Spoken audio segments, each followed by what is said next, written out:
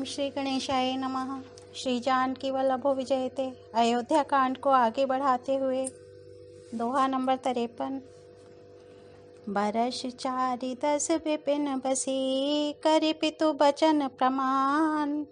आई पाए पुनि देख हूँ, मनुजनि करसि मलान। सियापति राम जय जय राम, मेरे प्रभु राम जय जय राम। अर्थात 14 वर्ष वन में रहकर पिताजी के वचन को प्रमाणित कर फिर लौटकर तेरे चरणों का दर्शन करूँगा। तू मन को दुखी ना कर। रघुकुल में श्रेष्ठ श्री राम जी के ये बहुत ही नम्र और मीठे वचन माता के हृदय में बाण के समान लगे और कसकने लगे। उस शीतल वाणी को सुनकर कौसल्या वैसे ही सहम कर सूख गईं, जैसे बरसात का पानी पड़ने से जवासा सूख जाता है। हृदय का विषाद कुछ कहा नहीं जाता। मानो सिंह की गर्जना सुनकर हिरनी विकल हो गई हो। नेत्रों में जल भर आया, शरीर थर थर कांपने लगा। मानो मछली मांजा पहली वर्षा का फेन खाकर बदहवास हो गई हो। धीरज धरकर पुत्र का मुख देखकर माता गदगद वचन कहने लगी। हे तात, तुम तो पिता को प्राणों के समान प्रिय हो। तुम्हारे चरित्रों को देखकर वे नित्य प्रसन्न होते थे। राज्य देने के लिए उन्होंने ही शुभ दिन सधवाया था। फिर अब किस अपराध से वन जाने को कहा? हे तात, मुझे इसका कारण सुनाओ। सूर्यवंश रूपी वन को जलाने के लिए अग्नि कौन हो गया? निरखी राम रुख सचिव सुत, कारनु कहेउ बुझाई। सुनी प्रसंग रही मूक जिमी, दशा बरनी नहीं जाई। सियापति राम जय जय राम, मेरे प्रभु राम जय जय राम। तब श्री रामचंद्र जी का रुख देखकर मंत्री के पुत्र ने सब कारण समझाकर कहा। उस प्रसंग को सुनकर वे गूंगी जैसी चुप रह गईं। उनकी दशा का वर्णन नहीं किया जा सकता। ना रख ही सकती हैं, ना यह कह सकती हैं कि वन चले जाओ। दोनों ही प्रकार से हृदय में बड़ा भारी संताप हो रहा है। मन में सोचती हैं कि देखो, विधाता की चाल सदा सबके लिए टेढ़ी होती है। लिखने लगे चंद्रमा और लिख गया राहु। धर्म और स्नेह दोनों ने कौशल्या जी की बुद्धि को घेर लिया। उनकी दशा सांप छछुंदर की सी हो गई। वे सोचने लगीं कि यदि मैं अनुरोध करके पुत्र को रख लेती हूँ तो धर्म जाता है और भाइयों में विरोध होता है, और यदि वन जाने को कहती हूँ तो बड़ी हानि होती है। इस प्रकार के धर्म संकट में पड़कर रानी विशेष रूप से सोच के वश हो गई। फिर बुद्धिमती कौशल्या जी स्त्री धर्म पतिव्रत धर्म को समझकर और राम तथा भरत दोनों पुत्रों को समान जानकर सरल स्वभाव वाली श्री रामचंद्र जी की माता बड़ा धीरज धरकर वचन बोली। हे तात, मैं बलिहारी जाती हूँ। तुमने अच्छा किया। पिता की आज्ञा का पालन करना ही सब धर्मों का शिरोमणि धर्म है। राजु देन कही दीन बनो, मोहि न सो दुख लेसु।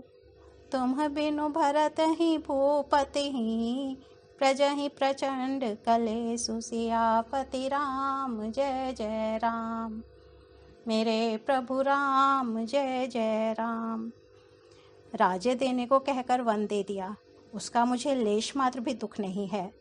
दुख तो इस बात का है कि तुम्हारे बिना भरत को, महाराज को और प्रजा को बड़ा भारी कलेश होगा।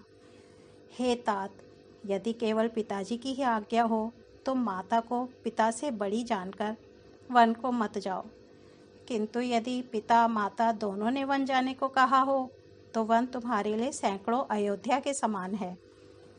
वन के देवता तुम्हारे पिता होंगे और वन देवियाँ माता होंगी। वहाँ के पशु पक्षी तुम्हारे चरण कमलों के सेवक होंगे। राजा के लिए अंत में तो वनवास करना उचित ही है। केवल तुम्हारी सुकुमार अवस्था देखकर हृदय में दुख होता है। हे रघुवंश के तिलक, वन बड़ा भाग्यवान है और यह अवध अभागी है जिसे तुमने त्याग दिया। हे पुत्र, यदि मैं कहूँ कि मुझे भी साथ ले चलो तो तुम्हारे हृदय में संदेह होगा कि माता इसी बहाने मुझे रोकना चाहती हैं। हे पुत्र, तुम सभी के परम प्रिय हो, प्राणों के प्राण और हृदय के जीवन हो। वही प्राणाधार तुम कहते हो कि माता, मैं वन को जाऊं और मैं तुम्हारे वचनों को सुनकर बैठी पछताती हूँ।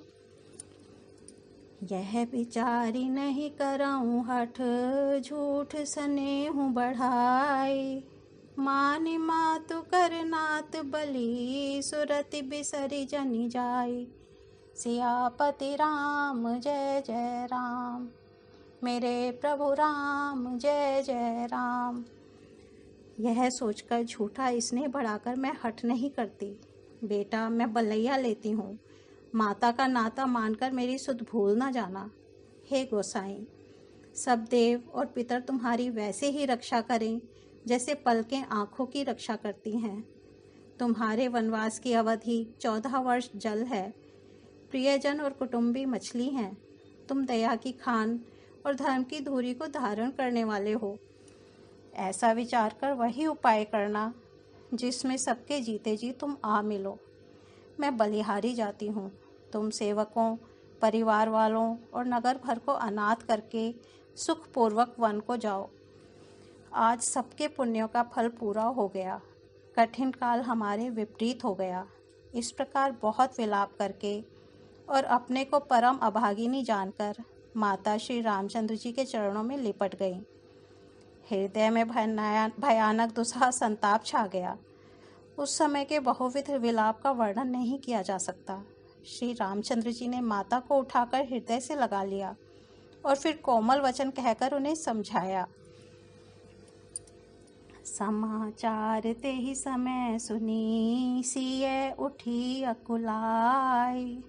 जाई सासुपद कमल जुग, बंदी बैठी सिरुनाई। सियापति राम जय जय राम, मेरे प्रभु राम जय जय राम। उसी समय यह समाचार सुनकर सीता जी अकुला उठीं और सास के पास जाकर उनके दोनों चरण कमलों की वंदना कर सिर नीचा करके बैठ गईं। सास ने कोमल वाणी से आशीर्वाद दिया। वे सीता जी को अत्यंत सुकुमारी देखकर व्याकुल हो उठीं। रूप की राशि और पति के साथ पवित्र प्रेम करने वाली सीता जी नीचा मुख किए बैठी सोच रही हैं। जीवननाथ प्राणनाथ वन को चलना चाहते हैं। देखें किस पुण्यवान से उनका साथ होगा। शरीर और प्राण दोनों साथ जाएंगे या केवल प्राण ही से इनका साथ होगा। विधाता की करनी कुछ जानी नहीं जाती। सीता जी अपनी सुंदर चरणों के नखों से धरती कुरेद रही हैं। ऐसा करते समय नुपुरों का जो मधुर शब्द हो रहा है, कवि उसका इस प्रकार वर्णन करते हैं कि मानो प्रेम के वश होकर नुपुर यह विनती कर रहे हैं कि सीता जी के चरण कभी हमारा त्याग न करें। सीता जी सुंदर नेत्रों से जल बहा रही हैं। उनकी यह दशा देखकर श्री राम जी की माता कौसल्या जी बोली, हे तात, सुनो, सीता अत्यंत ही सुकुमारी हैं तथा सास, ससुर और कुटुंबी सभी को प्यारी हैं। पिता जनक भूपाल मणि, ससुर भानुकुल भानु। पति रवि कुल कैरव विपिन, विधु गुण रूप निधानु। सियापति राम जय जय राम, मेरे प्रभु राम जय जय राम। इनके पिता जनक जी राजाओं के शिरोमणि हैं। ससुर सूर्यकुल के सूर्य हैं और पति सूर्यकुल रूपी कुमुदवन को खिलाने वाले चंद्रमा तथा गुण और रूप के भंडार हैं। फिर मैंने रूप की राशि, सुंदर गुण और शील वाली प्यारी पुत्र वधू पाई है। मैंने इन जानकी की आँखों की पुतली बनाकर इनसे प्रेम बढ़ाया है और अपने प्राण इनमें लगा रखे हैं। इन्हें कल्पलता के समान मैंने बहुत तरह से बड़े लाड़ चाव के साथ स्नेह रूपी जल से सींचकर पाला है। अब इस लता के फूलने फलने के समय विधाता वाम हो गए। कुछ जाना नहीं जाता कि इसका क्या परिणाम होगा। सीता ने पलंग के ऊपर गोद और हिंडोले को छोड़कर कठोर पृथ्वी पर कभी पैर नहीं रखा। मैं सदा संजीवनी जड़ी के समान सावधानी से इनकी रखवाली करती रही हूँ। कभी दीपक की बत्ती हटाने को भी नहीं कहती। सोई सिए चलन चहति बन सा था, आय सुकाह होई रघुनाथा। राम सिया राम जय जय राम, राम सिया राम जय जय राम।